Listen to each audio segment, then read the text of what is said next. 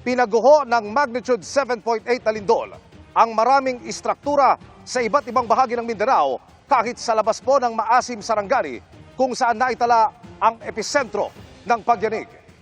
Kabilang po sa kagimbal-gimbal na imahe ang aktwal na pagguho ng isang gusali na may fast food branch at tila natuklap din ang pader ng dalawang mall. Umabot na sa 19 ang naiulat na nasawi habang mahigit 100 katao ang sugatan. Batay sa pinakahuling tala ng National Disaster Risk Reduction and Management Council o NDRRMC. Mga kapuso, may mga hinimatay ding estudyante. Lalo't ang malakas na lindol natapat sa unang araw ng pagbubukas ng klase. Narito ang aking pagtutok. Sa lakas ng magnitude 7.8 na lindol na yumanig pasado alas 7:30 ng umaga kanina, animoy dinuduyan ang mga elementary student na ito ng Makayahay Elementary School sa Davao Occidental. Pilit silang pinakalma ng mga guro pero biglang bumagsak ang isang istruktura malapit sa kanila. Lingkod lang! Lingkod lang! Lingkod lang! Lingkod lang! Lingkod!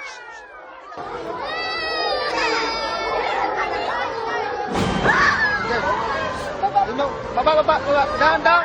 Iyakan at sigawan din ang pumalakaw sa Demoloc Valley National High School habang nagsisilikas palabas ng kanilang mga silid sa gitna ng lindol.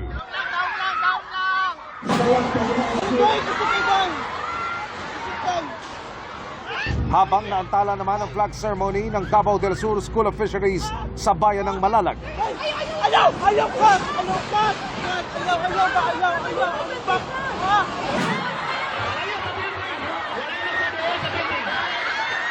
Ang mga estudyante ng Matanao National High School nagmamadaling umalis sa covered court at lumikas papuntang open area.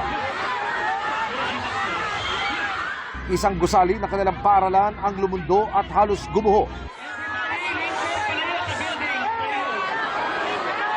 Ayon sa pamunuan ng paaralan, hindi na ginagamit dahil matagal nang inabandona ang gusali matapos ang magkakasunod na lindol noong 2019. Pero lalong malala ang sinapit ng Jollibee sa General Santos City. Napulbos sa isang iglap ang gusali. Sabay sa pagguho ang pagkasira ng kable ng kuryente. Maraming napaiyak at napahugulgol habang pilit na kinakalma ang sarili sa tumamang kalamidad. Customer, tao. Matapos ang pagguho, agad rumesponde ang mga rescuer para alamin kung may mga natrap sa loob. Pokpok, kung naay tao. Tao. Wasak na wasak ang mga pader at kisame, sira-sira rin ang mga gamit. Tila natuklap naman ang dingding ng SM City General Santos.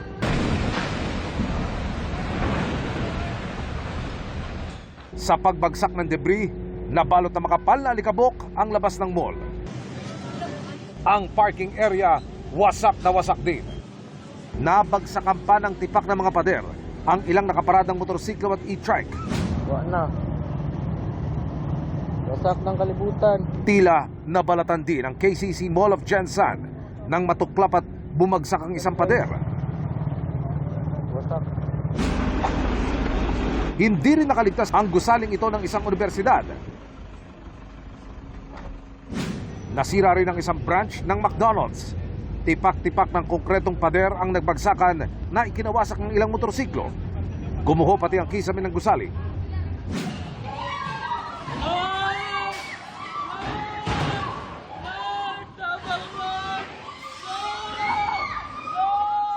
Sa mga mesa, upuan at dasal, napakapit ang ilang inabutan ng lindol sa ikawalong palapag ng isang gusali.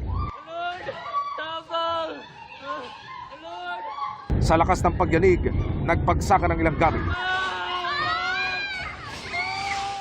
At tila nagsayawan din ang mga ilaw sa loob.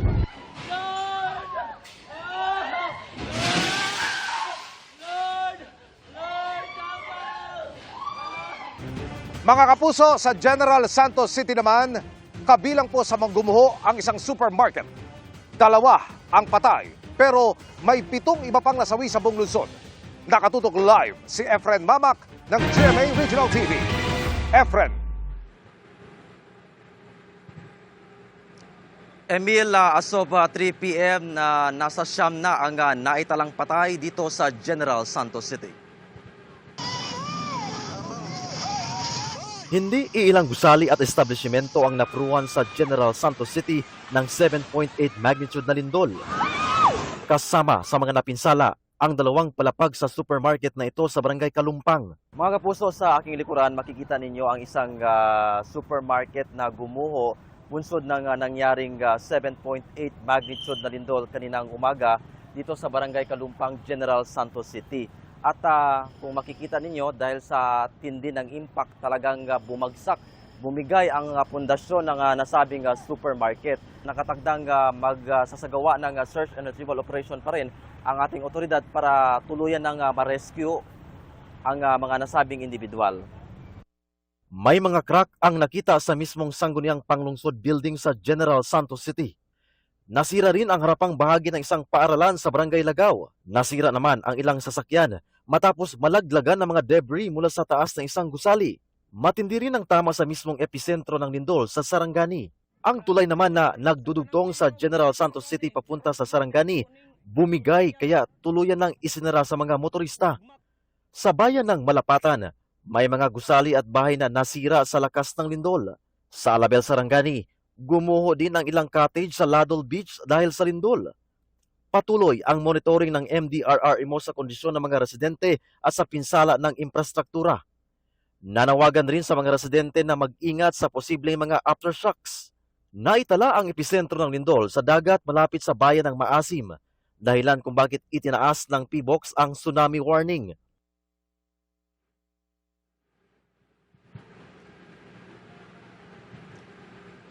Yes, Emil, ayon sa PBOX, ang paggalaw ng Cotabato Trench ang naging dahilan ng lindol kanina. At may kababawan daw ang bahagi ng trench na gumalaw kanina na nasa 300 kilometers ang lalim. Kaya marami mga gusali at establishmento ang naapektuhan dito sa Mindanao. Emil. Maraming salamat, Efren Mamak ng GMA Regional TV. Mga kapuso, hindi po bababa sa 1 bilyong piso ang halaga ng pinsala ng magnitude 7.8 na lindol sa General Santos City. Sa Davao Region na aking pong nadaanan, kabi-kabila ang nakita ko pong pinsala.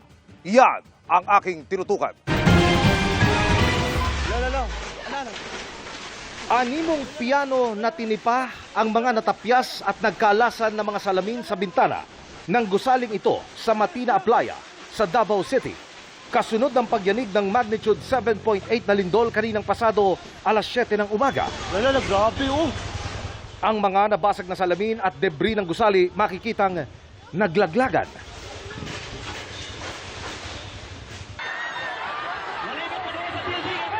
Sa Matanao National High School naman dito sa Davao del Sur, bukod sa takot at pangambang dulot sa mga estudyante sa unang araw ng pasukan, may gusali pa sa eskwelahan na bumigay dahil sa pagyanig. Mga kapuso, ipakikita po namin sa inyo ngayon ang itsura ng isa sa mga gusali ng Matanao National High School na pinaluhod ng pagyanig kanina. Tuluyan ng hindi mapakikinabangan pa ang mga silid-aralan. Bumagsak ang mga kisame, sumayaw ang mga pader at nabaluktot ang mga poste at humalik po sa lupa ang second floor. Buti na lamang hindi na po ginagamit ang gusaling ito mula pa noong 2019 dahil una nang idineklara bilang structurally defective.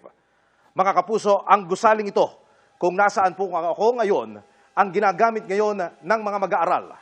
Hindi po ito kinakitaan ng anumang damages, kaya't sa oras na ibalik na ang klase, ito pa rin ang papasukan at tuloy-tuloy ang magiging klase ng mga mag-aaral. Sa General Santos City naman, hindi raw bababa sa 1 bilyong piso ang pinsalang dulot ng lindol.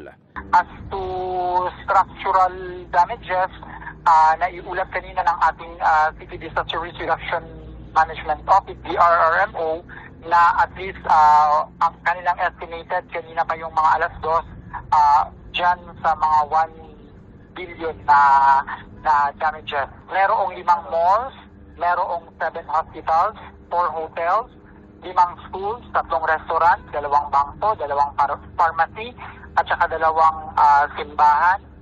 And then, ang Jensen Airport din po ay merong structural damage. dahil patuloy ang nararamdamang aftershocks. Naghihintay pa ng go signal para makapagsagawa ng structural assessment sa lungsod. They are still waiting for a go signal from the City Disaster Risk Reduction Management Office and other concerned agencies na magbibigay ng clearance sa kanila na pwede na pasukil yung mga buildings. Ramdam nga sa Davao Region ang lakas ng lindol kaya bumigay ang isang school building. At pinag-adya naman na nasa labas pa ang mga estudyante na maganap ang pagyanig. At nakatutok si Argel Relator ng GMA Regional TV. Argel, kamusta dyan? Pia, binulabog ng malakas na pagyanig ang unang araw ng balik-eskwela sa malaking bahagi ng Mindanao. Karamihan sa mga paaralan ay nagsasagawa ng kanilang flag raising ceremony nang maramdaman ang pagyanig. Nagsasagawa ng flag raising ceremony sa Matanao National High School sa Matanao, Davao del Sur. Nang bigla na lang naramdaman ang malakas na pagyanig. Ang mga estudyante, mabilis na lumikas sa katabing open area. Pero sa lakas ng pagyanig, 2-story school building na ito, bumigay. Sa sunod-sunod na lindol na naranasan noong taong 2019, nakitaan na umano ng mga bitak at danyos ang school building na ito. Kaya't simula noon ay hindi na nila ito ginamit pa at inabandona na. At sa nangyaring malakas na pagyanig kaninang umaga, pinadapa na ng lindol ang school building. Kasi facing yung mga bata natin sa flagpole, nasa likod po, medyo malayo po din sa mga bata. Ito po yung building natin na condemn na siya, hindi na siya pinapagamit since 2019 kasi nasira ito. In fact, naka cyclone wire yan siya para hindi talaga mapasukan ng mga bata. Nakaschedule na rin umano ito para i-demolish. Agad na pinauwi ang mga estudyante at guro. Sinuspindi din ang klase. Sa awa ng Diyos, lahat po ng ating students ay safe. Meron lang yung iba, mga iilan-ilan na medyo nag-hyperventilate. Yun naman ay natugunan ng ating mga nurses at ng ating ambulance from the LGU.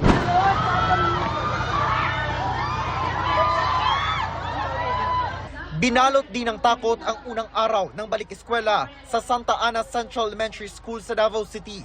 Nasa kalagitnaan sila ng kanilang flag raising ceremony para sa opisyal na pagsisimula ng school year 2026-2027 nang biglang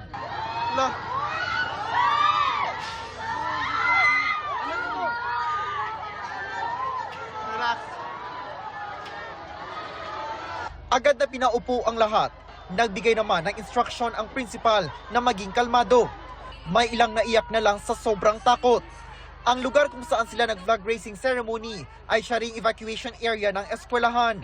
Agad silang nag-alay ng dasal habang patuloy na nararamdaman ang tila pagduya ng paligid.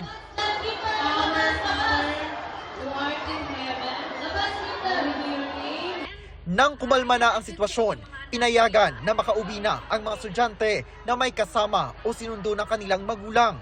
Mabuti na lang at unang araw pa ng pasukan at karamihan ay sinamahan muna ng mga magulang ang kanilang mga anak sa eskwelahan. Sa Davao City National High School, agad na pumunta sa school grounds ang mga mag-aaral at guro. Ilang estudyante ang nahimatay at nahilo dahil sa takot. Agad naman silang binigyan ng paunang lunas ng responders. Napinsala rin ang bahagi ng pader na malapit sa gate ng Apolinario Mabini Elementary School sa Bangkal. Makikita rin ang malaking bitak sa pader ng isang condominium building na ito. Agad na sinuspende ng City Government of Davao ang klase sa lahat ng level ng pampubliko at pribadong eskwelahan sa Davao City, kabilang na ang mga opisina ng local at national government agencies.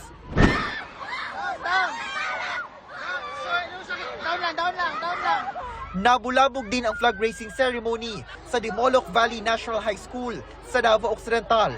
Agad na inilikas ang mga estudyante at mga guro.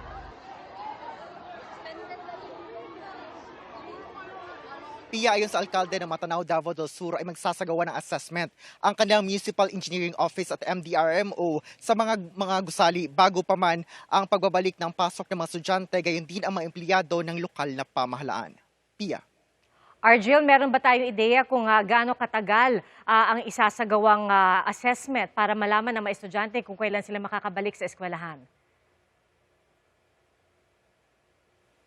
And so far, Pia, nakausap natin ang alkalde mismo ng Matanao, Davao del Sur kanina at sabi niya ay bukas ay magsasagawa ng assessment sa lahat ng mga gusali dito sa Matanao, sa mga public schools, private schools at mga government agencies, ang kanilang ahensya upang masiguro ang structural integrity nitong mga gusali. At pagkatapos niyan, magbibigay sila ng clearance as to the days kung ilang araw, wala pa siyang ibinigay ng complete na araw. Ngunit sabi niya, as long as makapagbigay na ng clearance itong kaniyang mga nasa Municipal Engineering Office at MDRMO na structurally sound na ang mga gusali, ay ililift na niya ang kanyang suspension order at maglalabas ng bagong executive order sa resumption ng klase at pagbabalik ng trabaho ng mga empleyado ng lokal na pamahalaan.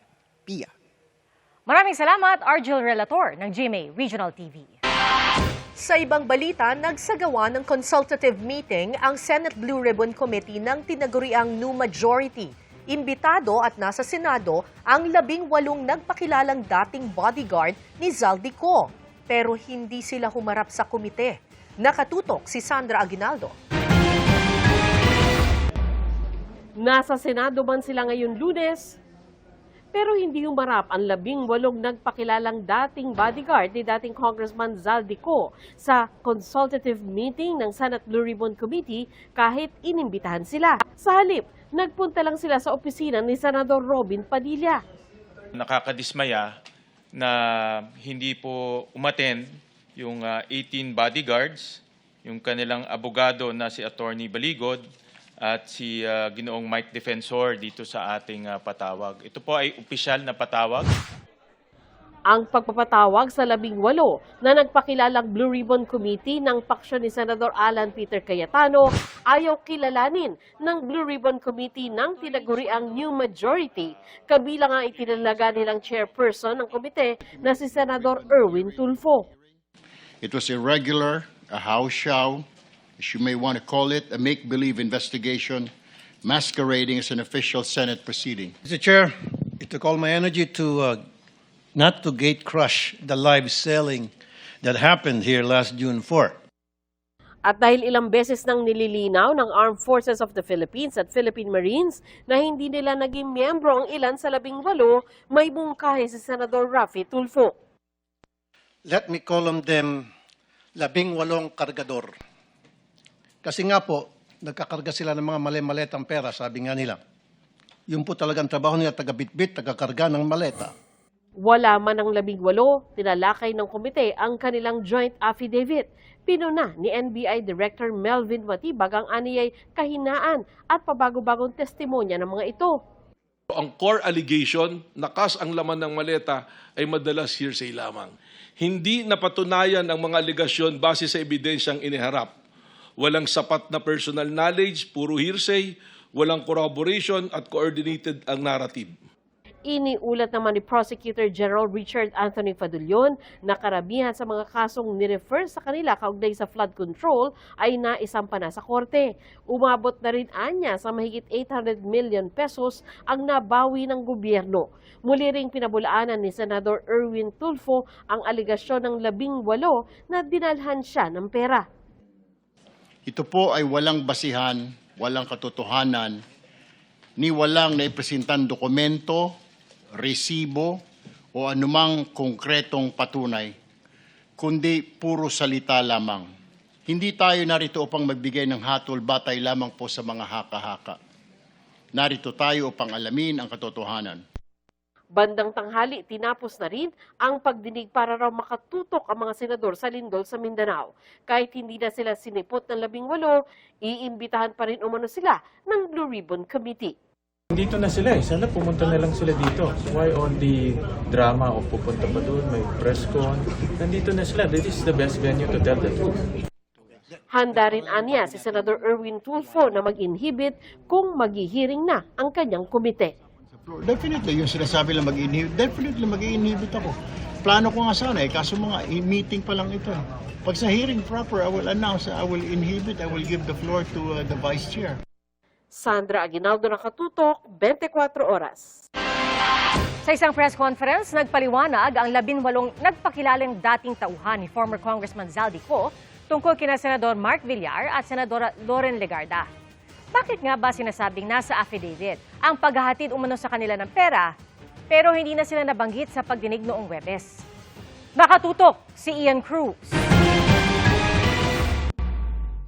Gumugulong ang consultative meeting ukol sa flood control scam ng Blue Ribbon Committee Gatchalian Block. Nang mamataan naman sa Senado ang 18 dating bodyguard ni dating Congressman Zaldico kasama ang kanilang abogado. Ito, ang invitasyon nila, hindi naman nila sinabing mag-QR code kami. Tingnan nyo. Git nila, handa silang humarap kahit sa pagdinig ng Gatchalian Block. Kahit nag-abiso ang paksyon ni Senador Alan Peter Cayetano na wala silang imbitasyon. Sino ho ba ang nagsabi na natatakot ang 18 soldiers? Wala naman siguro. Siguro si Erwin Tulfo lang. Pero tutulaan niya siya kung pangungunahan ito ni Senador Erwin Tulfo na inakusahan ng 18 na tumanggap ng mali-maliatang pera. Ang ayaw ko lang yung mag-preside si Erwin Tulfo as chair. Because that is legally anomalous. Pasado alas 10 ng umaga nang hanapin ni Senador Robin Padilla sa session hall ang mga dating bodyguard ni Ko.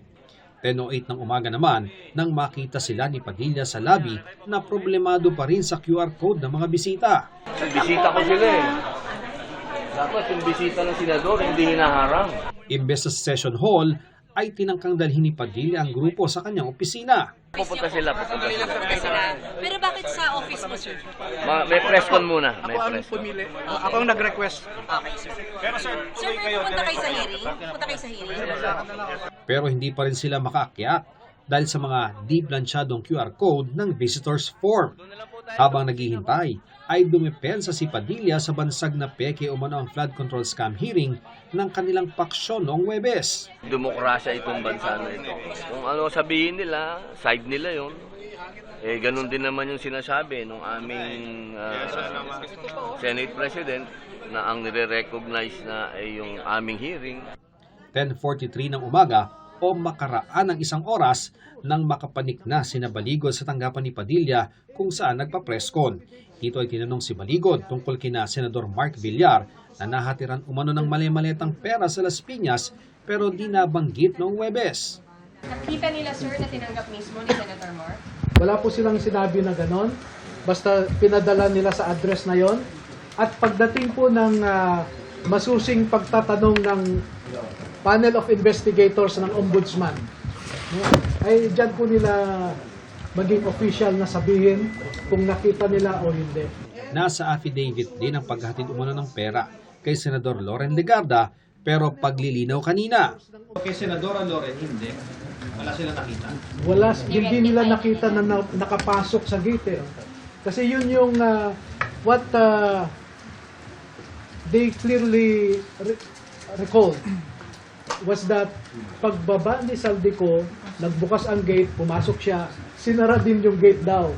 So pati si Mark Tiksay na usually sumasama sa kanya, naiwan sa labas. Halos sabay natapos ang presko ng 18 at ang consultative meeting ng Blue Ribbon Committee na nag-imbita sa kanila. Pero ang sinisisi nila sa di pagdalo ay ang naantala umanong pagpapapasok sa kanila. Meeting. Consultative meeting. Sayang yung opportunity. Na-delay kami sa entrance din kasi. Dumiretso sina Padilla at Baligod sa tanggapan ni Senador Tito Soto. Pero pagkahalos isang oras ay lumabas si Padilla at sinabing si Baligod lang ang kausap ni Soto. Nang lumabas si Baligod, sinabi niyang kaibigan niya si Soto. Anya, ipinaliwanag din niya kay Soto na na-delay sila sa gate ng Senado at na-delay lalo sa QR code. Pero kung ipatatawag muli sa pagdinig, ay dadaloan niya ang mga kliyente. May 14 pang ibang dating tauhan din ni Ko umano ang pwedeng tumistigo kung hindi pinaniniwalaan ang unang 18. Attorney, malaki ba pasabog nila talaga? Tingin mo? Ayoko munang mag-speculate. Hindi ko alam kung ano yung malaking pasabog o hindi. Basta we will just fulfill our civic duty. But national leaders, nationally elected. Oo. Aabot ng Malacanang, sir? Ang kwan, Papangalanan? ayokong, pardon me, no? Ayoko muna mag-speculate. Nais din makausap ni Baligod si Tulfo. May mga naghayag na ng intensyon na maghahain ng reklamo laban kina Attorney Baligod at 18 niyang kliyente kaugnay ng kanilang testimonya noong Huwebes. Handa raw itong harapin ng kanilang grupo. Ian Cruz, Nakatutok, 24 Oras.